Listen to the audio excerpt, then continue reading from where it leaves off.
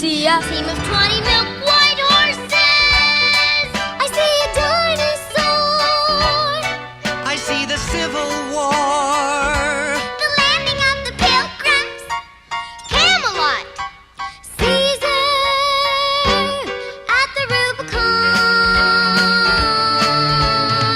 I see a Circus. Just as plain as anything. The clowns are on now, performing in the center ring.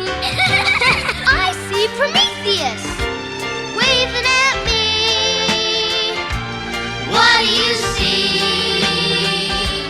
What do you see? I see The ceiling of the Sistine Chapel.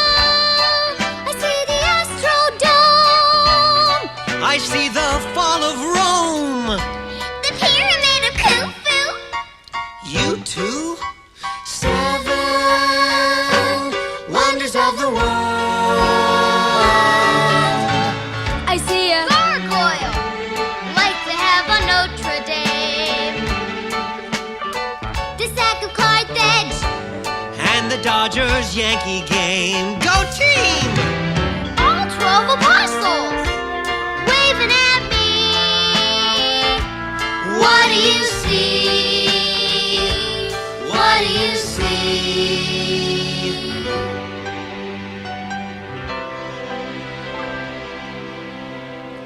Well, what do you see, Charlie Brown? I was going to say a horsey and a ducky, but I changed my mind.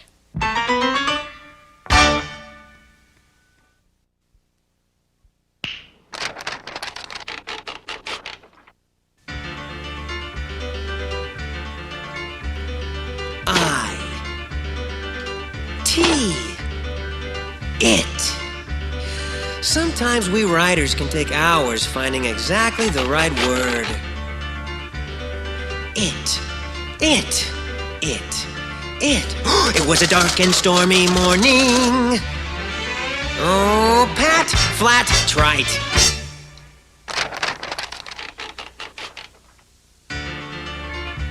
It was a dark and stormy evening. It was a dark and stormy night, right. When suddenly a shot was heard, a shot was fired. When suddenly a shot rang out, inspired. A door slammed, the maid screamed, that's building suspense. When suddenly a pirate ship appears on the horizon. Appeared. Past tense. While millions of people were starving. While millions of people were starving. While millions of people were starving. What? The king lives in luxury.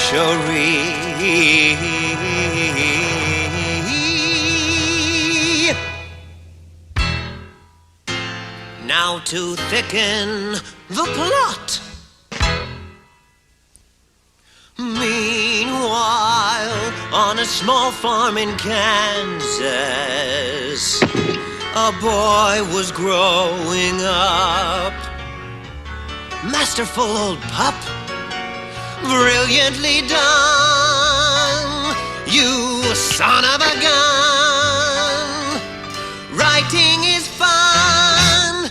End of part 1.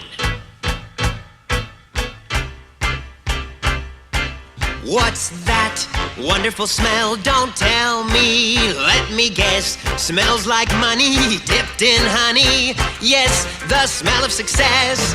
Take a good whiff, take a good sniff. Baby, you're long past due.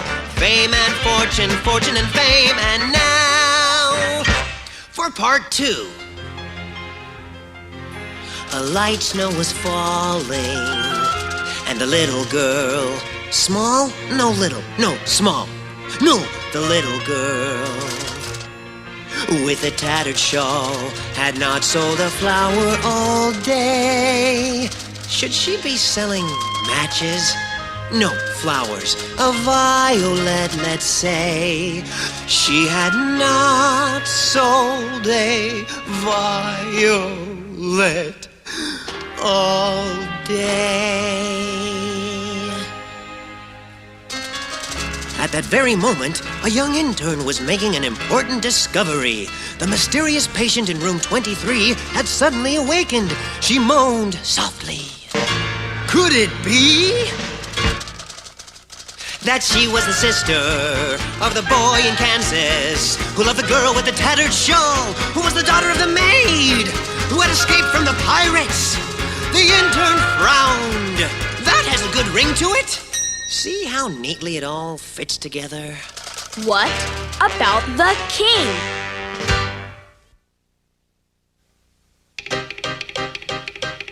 Stampede! The foreman shouted, and 40,000 head of cattle thundered down the tiny ramp. 2 men rolled on the ground, grappling beneath the murderous hooves. A left and a right, a left and another left and a right. Isn't this exciting? And an uppercut to the jaw. The fight was over, and so the ranch was saved. Sometimes when you're a great writer, the words come so fast you can hardly put them down on paper. There's that wonderful smell called odor. Happiness smells like money dipped in honey. Yes, the smell of success. Take a good whiff, take a good sniff. Why stop at one? Be rude. Fame and fortune, fortune and fame. And now, to conclude, the young intern sat by himself in the corner of the coffee shop. Now zinging the moral, oh friend. He had learned about medicine. But more important is, he had learned about life.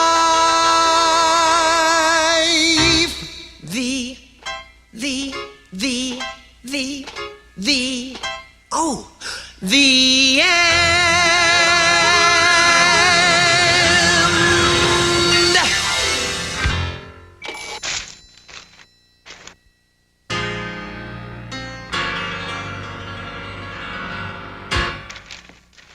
Dear contributor, we are returning your stupid story. Give up.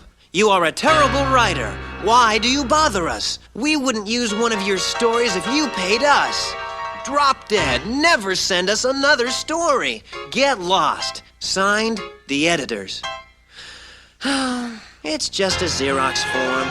Tomorrow we start on the trilogy. There are a lot of things that the round-headed kid and his friends do that I don't quite understand. I noticed lately that he and the one they call Peppermint Patty spend a lot of time sitting under that tree over there.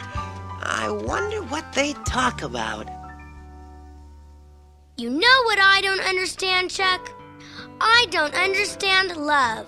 Who does? Explain love to me, Chuck. You can't explain love.